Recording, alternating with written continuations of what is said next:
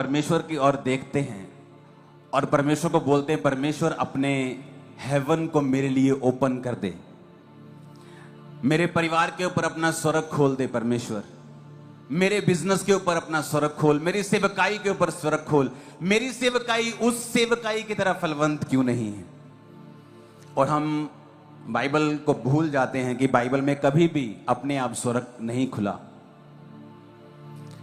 Bible में कभी भी अपने आप स्वर्ग नहीं खुला। स्वर्ग खोलना पड़ता है अपने डिसीजन से, अपने विश्वास से, अपने विश्वास के कदमों से, खुदा को खुश करके। चाहे प्रभु यीशु मसीह उसका एक लौता पुत्र था और धरती पे आया, अपने माता पिता के वश में रहा, ये जानते हुए कि इन सबको मैंने बनाया है, फिर भी वो अपने माता पिता के वश में रहा। 12 साल की उम्र में प्रभु यीशु मसीह को मालूम था कि उसे अपने पिता के घर में यानी यहोवा के भवन में रहना जरूरी है, लेकिन वचन कहता है फिर भी वो अपने माता पिता के वश में था। फिर भी हेवन ओपन नहीं हुआ, लेकिन बाइबल कहती है जब वो वचन को मानता ही चला गया और वचन को पूरा करता चला गया, और जिस दिन प्रभु यीशु मसीह ने बपतिस्मा लिया, लिखा स्वर्ग खुला और आसमान से कबूतर की नाई पवित्र आत्मा उतरा और आकाशवाणी हुई कि ये मेरा प्रिय बेटा है, मैं इससे बहुत खुश हूं। तो स्वर्ग अपने आप नहीं खुला, परमेश्वर के विश्वास ने उस स्वर्ग को ओपन किया। प्रभु यीशु मसीह के वचन पे लगातार चलने के कारण, पिता को खुश करने के कारण, और पिता ने यह वचन बोला कि ये मेरा प्रिय बेटा है, मैं इससे बहुत प्रसन्न हूं। अपने आप स्वर्ग नहीं खुला, बल्कि स्वर्ग को ओपन किया गया विश्वास के द्वारा। कई बार आप वेट करते हैं, परमेश्वर कब तू मेरी जिंदगी के ऊपर बरकत देगा, कब तू मेरी जिंदगी के ऊपर आशीष देगा, और हम ये बात भूल जाते हैं कि परमेश्वर ने कुछ विश्वास के कदमों को हमें लेने के लिए बोला है और वचन पे चलने के लिए बोला है। बाइबल कहती है, जब हम लूका 5 उसकी 3 और 4 आयत पढ़ते हैं, तो यहां पर एक स्टोरी परमेश्वर ने लिखी है। बाइबल कहती है परमेश्वर जब लोगों को वचन सुना रहे थे, तो लोग भीड़ ज्यादा होने के कारण परमेश्वर को वचन नहीं सुनाने दे रहे थे और परमेश्वर पर गिरे जा रहे थे। और जब परमेश्वर के ऊपर गिरे जा रहे थे, तो परमेश्वर ने एक आइडिया निकाला। परमेश्वर ने कहा, पतरस अपनी नाव पर मुझे चढ़ा और मुझे पानी के अंदर ले जा, मैं पानी के अंदर से लोगों को प्रचार करूंगा ताकि लोग मुझे डिस्टर्ब ना करें और मैं लोगों को अपना वचन दे सकूं। और वचन कहता है कि जब पानी के अंदर परमेश्वर नाव को लेके गए और अपना प्रचार खत्म कर लिया, और उसके बाद पतरस को कहा कि पतरस जा और अपने नाव गहरे में ले जा और अपने जाल डाल। जब वह बातें कर चुका, वचन दे चुका, तो शमौन से कहा गहरे में ले चल और मछलियां पकड़ने के लिए अपने जाल को डाल। और आगे पतरस जो था वो मछुआरा था, परमेश्वर मछुआरे नहीं थे।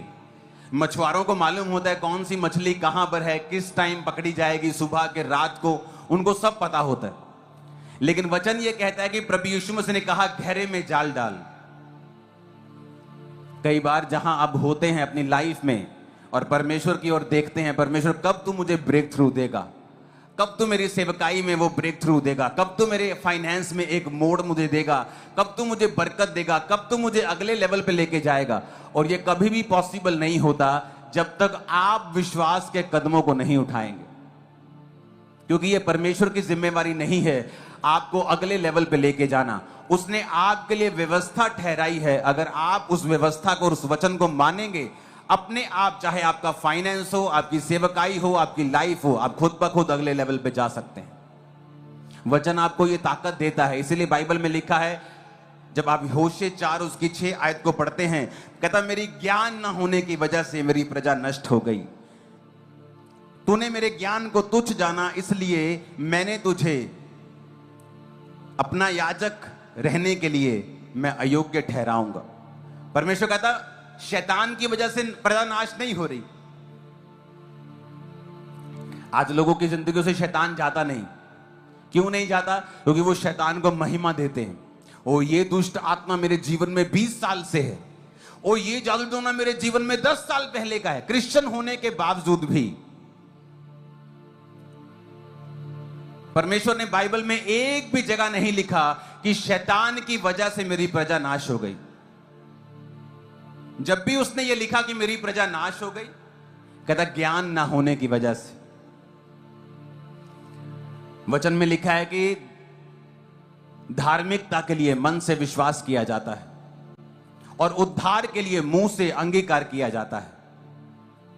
यानी अगर तुझे धार्मिकता चाहिए, परमेश्वर के सामने तू धर्मी होना चाहता है, तो मन से विश्वास करके प्रभु यीशु मसीह तेरा उद्धार करता है। लेकिन उसने ये कहा अगर तू उद्धार चाहता है तो तुझे मुंह से अंगीकार करना पड़ेगा। उद्धार कौन सा? मैं आपको यह सिखा चुका हूं कि बाइबल सिर्फ आत्मिक उद्धार के बारे में बात नहीं करती। बाइबल सिर्फ स्वर्ग जाने के बारे में बात नहीं करती। उद्धार का मतलब शारीरिक उद्धार भी है। सबसे पहला उद्धार और इंपॉर्टेंट उद्धार वो है आत्मा का। अनंत जीवन को तुम पाओगे जब तुम प्रभु यीशु मसीह को मुंह से अपना उद्धार करता ग्रहण करोगे। उसके बाद आपका उद्धार आता है शरीर का, आपकी हीलिंग। उद्धार आता है परिवार का, उद्धार आता है फाइनेंस का, उद्धार आता है देश का।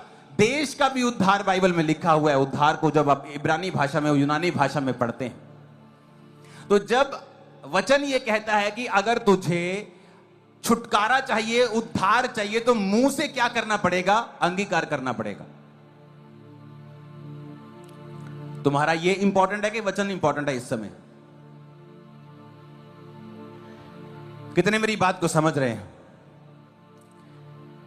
तो अगर तुम ये अंगीकार कर रहे हो कि ये दुष्ट आत्मा मेरे जीवन में 35 साल से है, तो तुम अंगीकार कर रहे हो। अगर अंगीकार करने से तुम्हारी हीलिंग हो सकती है, तो अंगीकार करने से शैतान भी तुम्हारी जिंदगी में आ सकता है। अगर अंगीकार करने से तुम्हारे जीवन में छुटकारा आ सकता है, तो अंगीकार करने से तुम्हारी जिंदगी में बंधन भी आ सकते हैं।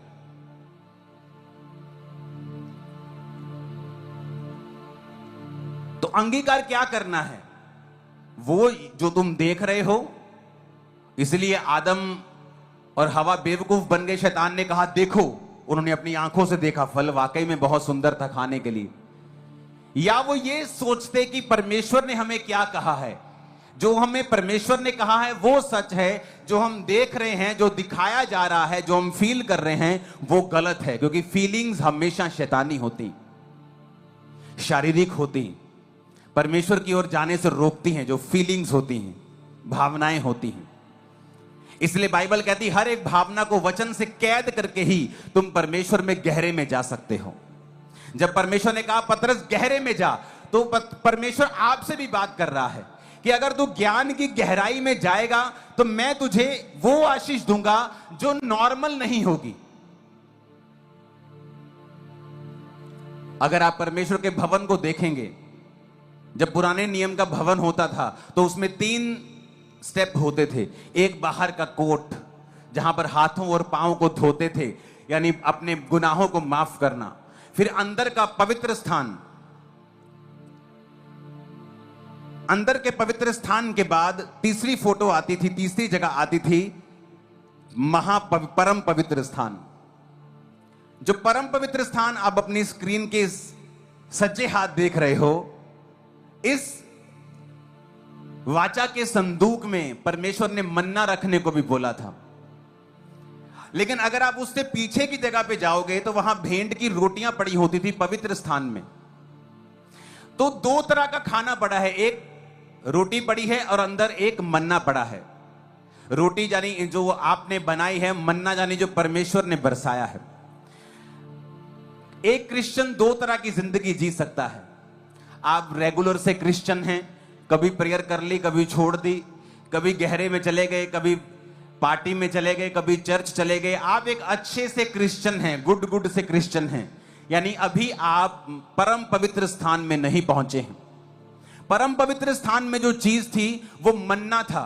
वो मन्ना जो खुद परमेश्वर ने आपके लिए रखा था, जो परमेश्वर बरसाता था इजराइलियों के लिए, वो डायरेक्ट जो हेवन से आता था, उसे इंसान पैदा नहीं कर सकता था।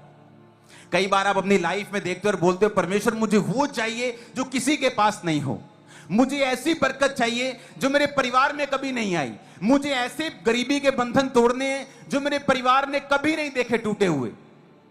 अगर आपको ऐसी लाइफ चाहिए तो आपको परम पवित्र स्थान में जाना पड़ेगा। आप पवित्र स्थान तक जाकर गुड क्रिश्चियन बनकर उस स्थान पे नहीं पहुंच सकते। आपको बेस्ट क्रिश्चियन बनना पड़ेगा, अपना बेस्ट परमेश्वर को देना पड़ेगा। और बाइबल क्या कहती है?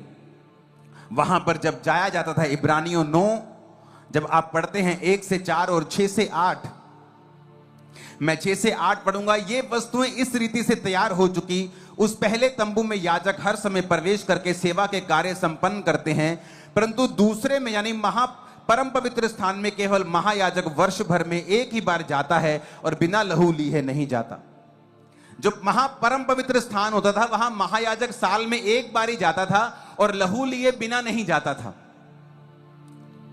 लेकिन अब वचन क्या कहता है कि प्रभु यीशु मसीह तुम्हारा कौन है? महायाजक, जिसने एक ही बार अपने लहू को बहाकर तुम्हारे लिए रास्तों को खोल दिया है कि तुम उस मन्ना को यानी अपने लिए बेस्ट लाइफ को हर टाइम परमेश्वर से पा सको। परमेश्वर ने तुम्हारे रास्ते ओपन कर दिए। मैं फिर से समझाता हूं, पुराने नियम में महायाजक परम पवित्र स्थान में साल में एक बार जाते थे और लहू लेके बकरे का जाते थे और लोगों की माफी के लिए प्रार्थना करते थे।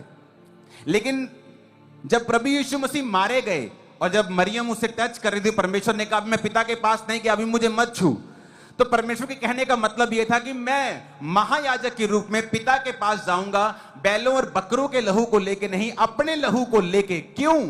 ताकि उस परम पवित्र स्थान तक जहां तक कभी भी आम लोगों की पहुंच नहीं होती थी और उस तरह की बेस्ट लाइफ जो परमेश्वर ने आपके लिए रखी आप कभी नहीं पा सकते थे। अब जो आपके हाथों में लहू है, जब आप उसको पीते हैं और खाते हैं, इसका मतलब है आप उस लेवल तक जा सकते हैं जहां आप पहले नहीं जा सकते थे। आप अपनी लाइफ का बेस्ट हासिल कर सकते हैं, जहां आप कभी इमेजिन नहीं कर सकते थे वहां पहुंच सकते हैं। लेकिन उसके लिए हमें गहरे में जाना पड़ेगा। आज वो क्रिश्चियन भी हमारे बीच में मौजूद हैं जो अच्छी मसीही लाइफ जीते हैं, बैलेंस है इधर भी संसार के साथ भी और दुनिया के साथ भी।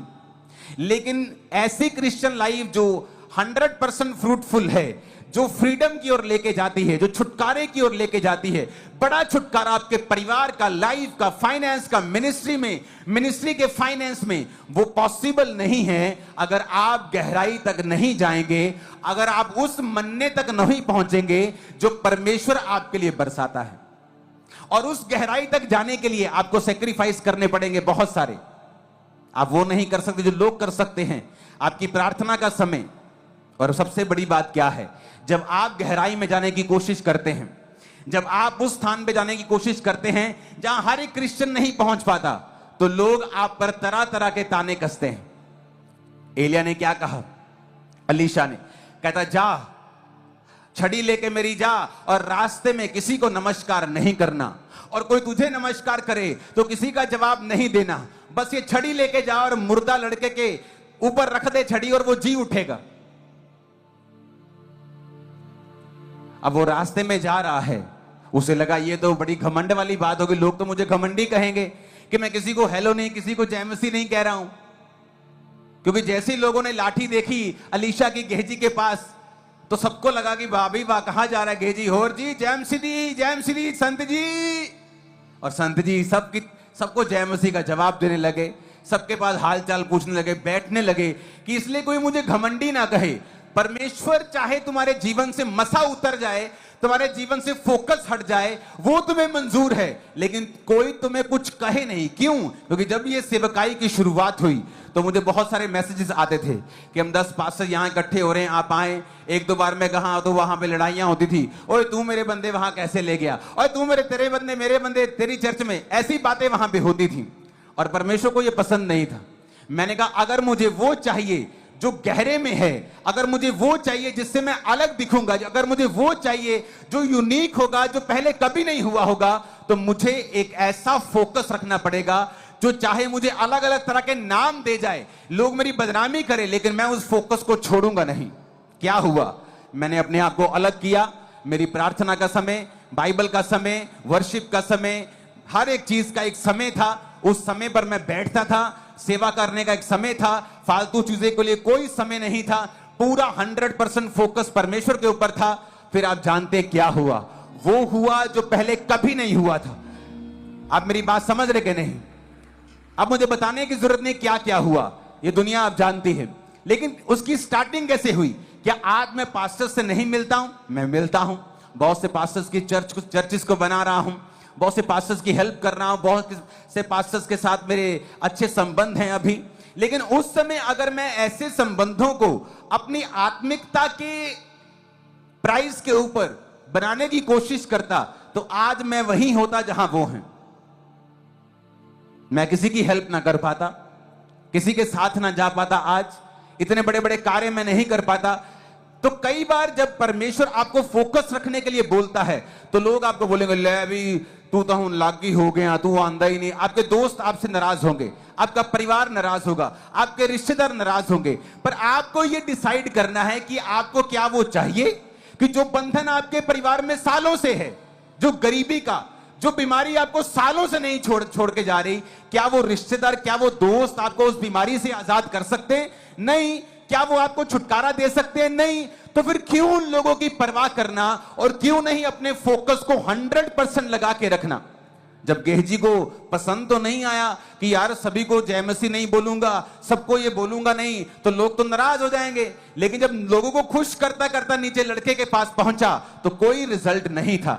आज लोगों की सेवकाइयों में कोई रिजल्ट नहीं आता, उनकी पर्सनल लाइफ में रिजल्ट नहीं आता, फाइनेंशियल लाइफ में क्रिश्चियन लोगों की रिजल्ट नहीं आता। क्यों? क्योंकि आप लोगों के ऊपर फोकस है कि लोग क्या सोचते हैं, लोग क्या कहते हैं। आपको यह मतलब होना चाहिए कि परमेश्वर मुझसे क्या कह रहा है। क्या परमेश्वर मुझे एक जीवित चर्च जाने के लिए कह रहा है? चाहे मैं कहीं का भी सेक्रेटरी हूं, मैं वहां ध्यान नहीं दूंगा, मैं एक जीवित चर्च चला जाऊंगा जो परमेश्वर की आत्मा ने मुझसे बोला है। अगर प्रभु ने मुझसे प्रार्थना करने के लिए बोला है तो वो प्रार्थना का समय शाम 7 से 9 है, जो मेरा दोस्तों के संग हुआ करता था या आपका टीवी के सामने हुआ करता था। तो परमेश्वर का आत्मा आपको बोलेगा प्रार्थना कर। जब आप वो समय प्रार्थना में लगा देंगे, फिर आप ये साबित करेंगे कि आप गहरे में जा रहे हैं। और जब आप गहरे में जाएंगे फिर इतनी मछलियां होंगी, इतनी बरकत होगी कि आपको लोगों को इनवाइट करना पड़ेगा अपनी ब्लेसिंग्स में। जिस तरह पतरस ने अपने दोस्तों को इनवाइट किया कि आ जाओ, इतनी मछलियां कि मेरी नाव टूटने लगी, भरने लगी, जाल फटने लगे। और बाइबल कहती है जब दोस्त आए तो उनकी नावें भी भरकर डूबने लगी। अनबिलीवेबल परमेश्वर ने उनको, वो बिलीव नहीं कर पा रहे थे, अनबिलीवेबल था कि इतनी मछलियां, कि वो मछुआरा जिसने सारी रात मेहनत करके एक मछली नहीं पकड़ी, अब उनकी नावें भर रही हैं, डूब रही हैं, जाल फट रहे हैं। ये पॉसिबल नहीं था केवल ज्ञान की वजह से। जब आपको ज्ञान होता है कि परमेश्वर मुझसे क्या कह रहा है, मुझे परमेश्वर की आवाज को सुनना है, मुझे परमेश्वर के वचन को फॉलो करना है, मुझे दुनिया को खुश नहीं करना है।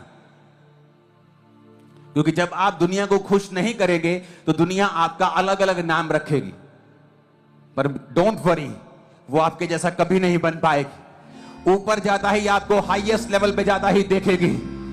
जो आपका नाम रखेंगे ना, आपको और दुगना और 10 गुना और 100 गुना और 1000 गुना बढ़ता हुआ भी देखेंगे यीशु मसीह के नाम। आमीन। मेरे को खड़खड़े वाला चाहिए जरा।